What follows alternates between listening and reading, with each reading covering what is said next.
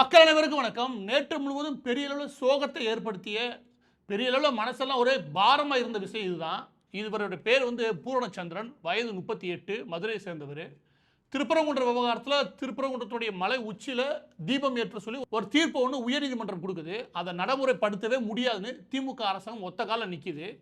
அதை எதிர்த்து இந்த வருஷம் ஏற்றலை, அட்லீஸ்ட் அடுத்த வருஷமா 2026 தீபத்தூணில் தீபம் ஏற்றணும், அதுவும் கார்த்திகை தீபம் ஏற்றணும் சொல்லி அவர் தன்னுடைய உயிரை மாய்த்துக் கொள்கிறார். இந்த விவகாரத்தில் இந்த முடிவை எடுக்கக்கூடிய பூர்ணச்சந்திரன் இருக்கார் இல்லையா, இந்த மாதிரியான முடிவுகள்னால எந்த நல்லதும் நடக்க போகிறது கிடையாது. நீங்கள் ஒரு நாள் 2 நாள் கவலையில் இந்த முடிவை எடுத்துடுறீங்க. ஆனால் ஒட்டுமொத்த குடும்பம் இருக்கு இல்லையா, அதுக்கப்புறம் வாழ்நாள் முழுவதும் படப்போகிற கஷ்டம் இருக்கு இல்லையா. தனக்கு 2 குழந்தைகள் இருக்குன்றாரு. 2 குழந்தைகள் இருக்கக்கூடிய 38 வயது ஆகக்கூடிய ஒரு நபர் அவருடைய இந்த முடிவுக்கு அப்புறம் அந்த 2 குழந்தைகள் இந்த உலகத்தில் அடுத்து வரக்கூடிய வருடங்களில் எப்படியான சவால்களை சந்திக்க வேண்டிய நிலைமையை உருவாக்கும், அது உருவாக்கிட்டு அவர் போராடுற ஒரு பொறுப்புணர்ச்சியே இல்லாமல் இந்த நிகழ்வு நடந்திருக்குது. அவருடைய வழி நம்மளால் புரிஞ்சுக்க முடியுது. ஆனால் அதற்கு இதுதான் தீர்வுன்னு நினைக்கிறது இல்லையா, அது மிகப்பெரிய அளவில் வருத்தம் தரக்கூடிய செய்தி. அந்த குடும்பத்துக்கு இது நல்ல விஷயமும் கிடையாது, இந்த சமூகத்துக்கு நல்ல விஷயமும் கிடையாது. எனவே இதற்கு வீடியோ போடுறதா இல்லையா அப்படின்ற ஒரு மன உளைச்சலுக்கு நேற்று போயிட்டேன்னு வச்சுக்கோங்க. இன்னைக்கு இந்த விவகாரத்தில் சில விஷயங்களை தெளிவுபடுத்த வேண்டியது அவசியம் அப்படின்றதுனால இந்த வீடியோ போடுறேன். அதற்கு முன்பாக அவர் எதனால் பண்ணான்ற விஷயத்த அவருடைய இறுதி வாக்கு மூலமாக இருக்கக்கூடிய ஆடியோவை நான் அதில் போடுறேன், கேளுங்க. ரொம்ப முக்கியம், பூர்ணச்சந்திரன் அவர்கள் இன்னைக்கு உயிரை மாய்த்திருக்கார் இல்லையா, பூர்ணச்சந்திரன் அவர்கள் அவர் இந்து முன்னணி அதை சேர்ந்தவராக கிடையாது, இல்லை பாஜகவை சேர்ந்தவராக கிடையாது, இந்து அமைப்புகள் சம்பந்தப்பட்ட நபராக கிடையாது. அவர் திமுகவில் இருக்கக்கூடிய ஒரு நபர். தன்னுடைய குடும்பம் ஓட்டு போட்டு உட்கார்ந்த ஒரு அரசாங்கம் தன்னுடைய மத உணர்வுகள் இல்லையா, அதை புண்படுத்தும் விதமாக, அதை காயப்படுத்தும் விதமாக தொடர்ந்து செயல்படுறது இல்லையா, அது எதனாலேன்னு அவரால் புரிஞ்சுக்க முடியலன்னு சொல்லிட்டு இந்த முடிவுக்கு வரதா அவருடைய ஆடியோல சொல்லியிருக்காரு. இந்த ஆடியோவை கேளுங்க, நான் விஷயத்துக்குள்ள வரேன். மக்கள் அனைவருக்கும் வணக்கம். என் பேர் பூர்ணச்சந்திரன். நான் மதுரை நரிமேட்டில இருந்து பேசுறேன்.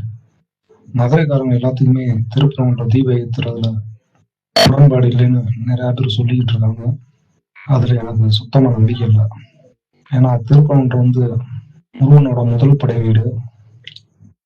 அதுல தீபம் ஏத்துறதுனால மதுரைக்கு தான் பெருமையே தவிர அதனால யாருக்கும் ஒரு பாதமும் இல்லை. அங்க மசூதி இருக்கு, தர்கா இருக்கு. மசூதின்னு கூட சொல்லக்கூடாது, மசூதினா அவங்க ப்ரேயர் பண்ற இடம். தர்கான்னு ஒரு இடம் இருக்கு, அதுல ஒருத்தர் இறந்துருக்காரு. அது ஒரு அமைதியான இடம். அதுல இருந்து ஒரு 15 மீட்டர் தள்ளி ஒரு தீபத்தூண் அந்த காலத்துல இருந்து இருக்கு. அதுல தீப ஏத்தன்னு நம்ம கோர்ட்டு சொல்லியுமே, உயர்நீதிமன்ற கோர்ட்டு சொல்லியுமே அதை ஏற்ற விடாம தடுக்கிறாங்க. ஏன்னு தெரியல. இதனால அந்த தற்கால இருக்க மக்களுக்கு ஒரு பாதிப்பு வரப்போறதில்லை. இஸ்லாமியர்களும் என்னோட சகோதரர்கள், என் கூட படித்தவர்கள் எல்லாருமே இஸ்லாமிய சகோதரர் நிறைய பேர் இருந்தாங்க. அப்படி இருந்துமே அரசு இப்படி தடுத்து மதுரையில இருவேறு மதங்களுக்கு இடையே கலவரத்தை தூண்டுறதுக்காக, ஓட்டு அரசியல் பண்றதுக்காக அப்படி அரசாங்கம் தடுக்கிறாங்கன்னு நான் நினைக்கிறேன். அரசாங்கம் திமுக அரசாங்கம் அப்படின்னு நினைப்பேன். ஆனா திமுக அரசாங்கத்தை எனக்கு எப்படி சொல்றேன்னு தெரியல. எங்க வீட்டுல எல்லாருமே டிஎம்கே தான். எங்க அப்பாவோட கல்யாணம் கூட கலைஞர் வாழ்த்து, கைப்பட வாழ்த்து செய்தி அனுப்பிடுறாங்க. இப்படி இருக்கல இந்த ஒரு விஷயத்துல எனக்கு ரொம்ப மனசு கஷ்டமா இருக்கு. ஒரு இந்துவா பிறந்து திருப்பரங்குன்ற மலையில தீபம் ஏத்துறதுல அரசாங்கத்துக்கு என்ன ஒரு காழ்ப்புணர்ச்சின்னு எனக்கு தெரியல. அனைத்து இந்துக்களும் யோசிக்கணும். ஒரு நீதிபதியை நினைச்சு அவரோட தீர்ப்பை ஒரு கோர்ட்ல காவல் வைக்கிற ஒரு சென்ட்ரல் கவர்மெண்ட் ரிசர்வ் ஃபோர்ஸ் அனுப்பி ஏத்தணும்னு சொல்றாங்க. ஆனா மாநில அரசு இப்படி தடுக்குது. இதனால எனக்கு பெரிய மன உளைச்சல் ஆகுது. அதனால என்னோட உடம்ப பெரியார் சிலைக்கிட்ட, ஏன்னா கடவுள் இல்லைன்னு ஒருத்தர், அவர்கிட்ட கடவுள் இருக்கு, திருப்பரங்குன்றத்துல தீபம் 2026 ஏத்தணும் அப்படின்றதுக்காக என் உடல் அந்த தீய வச்சுக்கிட்டு தீபம் எரிய போறேன். அதுவும் அந்த போலீஸ் வீட்டுக்குள்ள எரிய போறேன். எனக்கு 2 குழந்தை இருக்கு. இனியா சிவனேஷ், ரொம்ப சாரிடா, இந்துமதி, என்ன மன்னிச்சிடும். என்னால அந்த உளைச்சலை தாங்க முடியல. அதனாலதான் என் உயிரை பொருட்படுத்தாம இப்படி செய்கிறேன். கண்டிப்பா நான் பொழைப்பது மிகவும் கடினம். அதனால அப்பா அம்மா எல்லாரும் எனக்கு மன்னிச்சிருங்க, பார்த்துக்கோங்க. வெற்றிவேல் முருகனுக்கு அரோகரா. இந்த ஆடியோ நீங்க கேட்டிருப்பீங்க. ரொம்ப சாந்தமா நிதானமா தான் அவர் பேசுறாரு. தீபத்தூள் அவங்க ஏத்தாது ஏன்னு தெரியல. என்னோட குடும்பமே திமுக தான். ஆனா எதனால இதை மட்டும் இந்துக்களுக்கான உணர்வை மட்டும் மதிக்க மாட்றாங்க அப்படின்ற விஷயமா அவர் கேட்டிருப்பாரு. அதோட சேர்த்து அவர் முக்கியமான விஷயத்தையும் சொல்லியிருப்பாரு. அது என்ன அப்படின்னா, என்னோட படிச்ச இஸ்லாமிய நண்பர்கள் நிறைய பேர் இருக்காங்க. நான் இது இஸ்லாமியர்களுக்கு எதிரானது கிடையாது. இதுதான் இந்துக்களுடைய உணர்வு. இந்துக்களுக்கு இங்க மத சார்பின்மையோ இல்லாட்டி மத நல்லிணக்கத்தையோ எவனும் சொல்லித் தர வேண்டிய அவசியமே கிடையாது. உயிரை மாய்த்துக் கொள்ளணுன்ற ஒரு வலியை அனுபவிக்கும் போது கூட அவங்க யாரும் இப்படியான விஷயங்களை பேசுற நபர்கள் கிடையாது. எங்க மதம் தான் பெருசு, உலகத்திலே எங்க மதத்தின் மாதிரி யாருமே கிடையவே கிடையாது, ஒரே கடவுள் நாங்க தான் அப்படின்னு சொல்லக்கூடிய ஒரு இந்து கூட கிடையாது. எல்லா பேருமே எதிர்த்து எல்லா மதத்தோட உணர்வுகளையும் மதிக்கக்கூடிய நபர்கள். இவங்கள்ட்ட நீங்க மத சார்பின்மை பாட வேண்டிய அவசியம் கிடையாது. மத நல்லிணக்கத்தை பத்தி பாடம் எடுக்கிறதுக்கு எவனுக்கும் யோக்கியதும் கிடையாது. நான் திமுக காரனை ஓப்பனா சொல்றேன். ஊர்ல எதுக்கு எடுத்தாலும் இவனுங்க சிறுபான்மையின மக்களா அவங்களா உணர்வோட இருக்கலாம். ஆனா இந்துக்களா மதசார்பற்ற தன்மையோட இருக்கு. உங்க உணர்வே இல்லாம இருங்க அப்படியா. பூர்ணச்சந்திரன் எவ்வளவு நல்ல பேரை அவங்க வச்சிருக்காங்க. என்ன நினைச்சு வச்சிருப்பாங்க. பெத்தெடுக்கும் போது அந்த பேரை வைக்கும்போது அவங்க எவ்வளவு யோசிச்சு வச்சிருப்பாங்க. அப்படி பூர்ணச்சந்திரன் வச்ச பேரை இப்படி 38 வயசுல முழுமையாக கருகி போவார்னு அவங்க அம்மா அப்பா நினைச்சிருப்பாங்களா? இப்படி ஒரு வாழ்க்கையை முடிக்கிறது இல்லையா? எனக்கு என்ன ஒரு பக்கம் கோபமும் இன்னொரு பக்கம் வருத்தமும் ரெண்டும் சேர்ந்த செய்தி இது.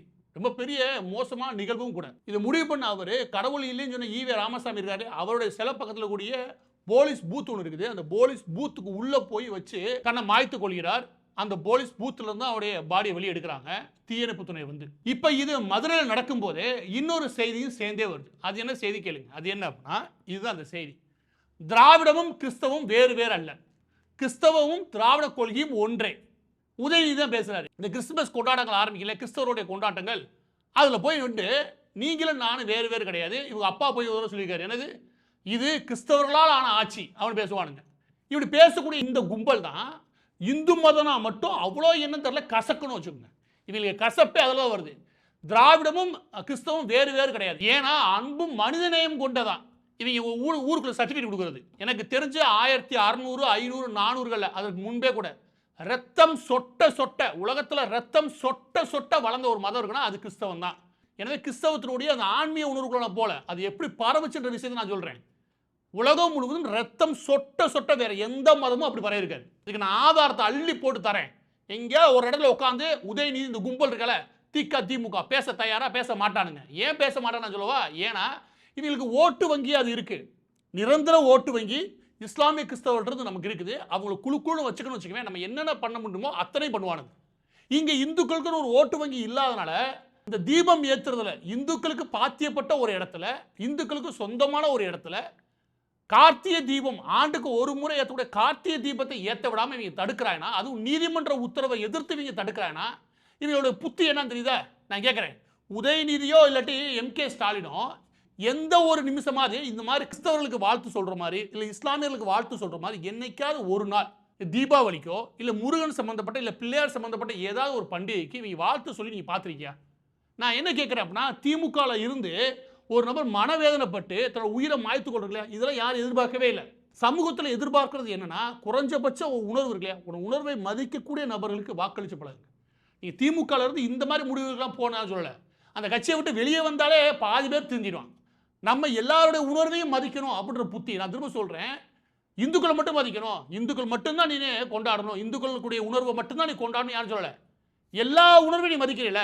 கிறிஸ்தவ இஸ்லாமியர்களுக்கு வாழ்த்து தெரிவிக்கல, கிறிஸ்தவ இஸ்லாமியன்னா இனிக்குதுல, அப்ப இந்துக்கள்னா எங்க உனக்கு கசக்குது? அது வாழ்த்து கூட சொல்லக்கூடாது, எதுக்கு எது தவிர்க்க பாக்குற? அப்போ உனக்கு இந்த மாதிரி புத்தி ஓடுதா? உலகத்தின் எல்லா நாடுகளும் கூட எல்லா தலைவர்களும் தீபாவளி வாழ்த்து தெரிவிப்பாங்க. ஆனா MK ஸ்டாலின் வாழ்த்து தெரிவிக்க மாட்டாங்க. MK ஸ்டாலின் வாழ்த்து தெரிவிக்கணும். ஆனா முதலமைச்சர் பதவியில் உட்கார்ந்ததுக்கு அப்புறம் தமிழக முதல்வர் வாழ்த்து தெரிவிக்கணுமா இல்லையா? தமிழக முதல்வர் வேற, MK ஸ்டாலின் வேற. தமிழக முதல்வர் பதவியில் உட்கார்ந்ததுக்கு அப்புறம் தமிழக மக்களுடைய அனைத்து உணர்வுகளையும் மதிச்சு அதுக்கு வாழ்த்து சொல்லணுமா இல்லையா? சொல்ல மாட்டாரு. அப்ப இந்த அளவுக்கு அவர் தெளிவா இருக்காரு. எப்படி மற்றவங்களை எப்படி குளிர் வச்சு எனக்கு ஓட்டு வாங்கணும்.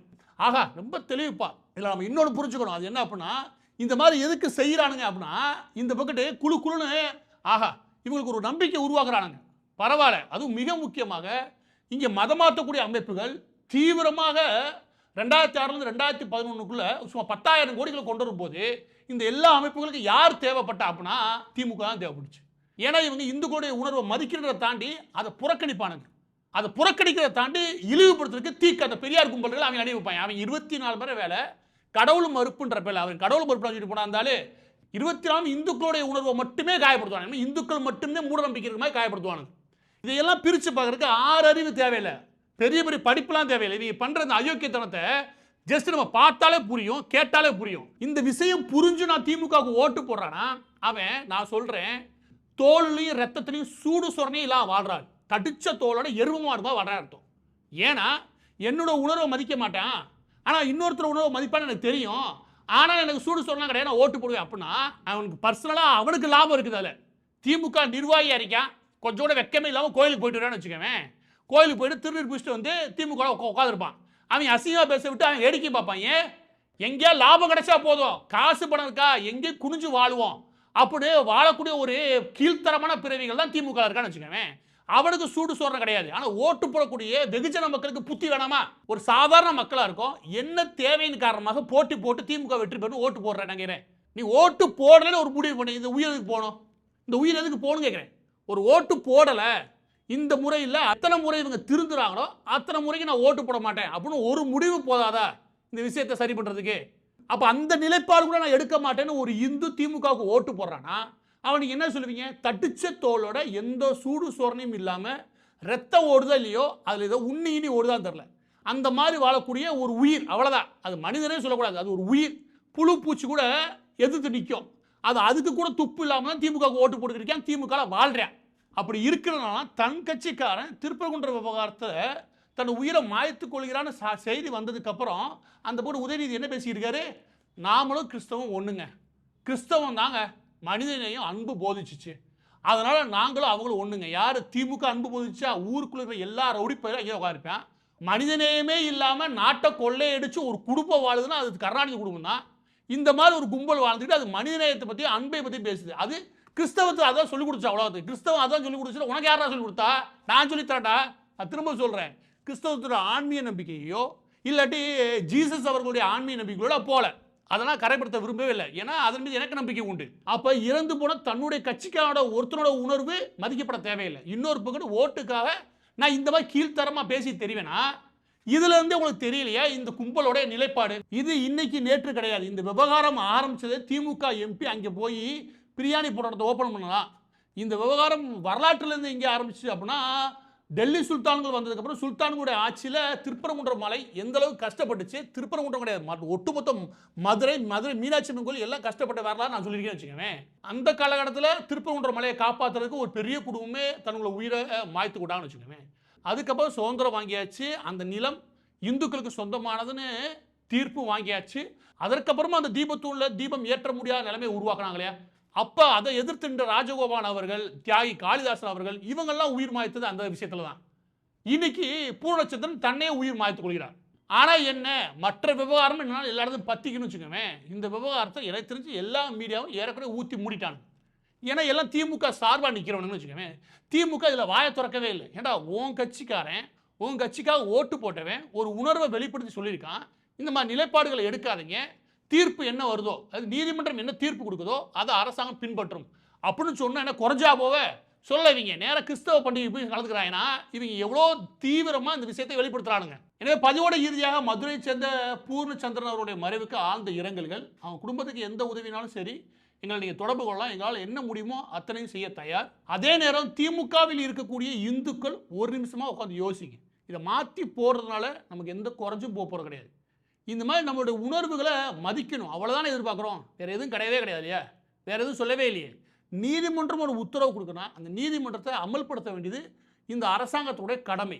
அந்த கடமையை தாண்டி நான் தடுத்து நிறுத்துவேன் எம்கே ஸ்டாலின் நிற்கிறதுக்கு ஒரே காரணம் அவர் சிறுபான்மையின மக்களுடைய ஓட்டை இதால் குளிர்விக்க முடியும் நம்புறார்.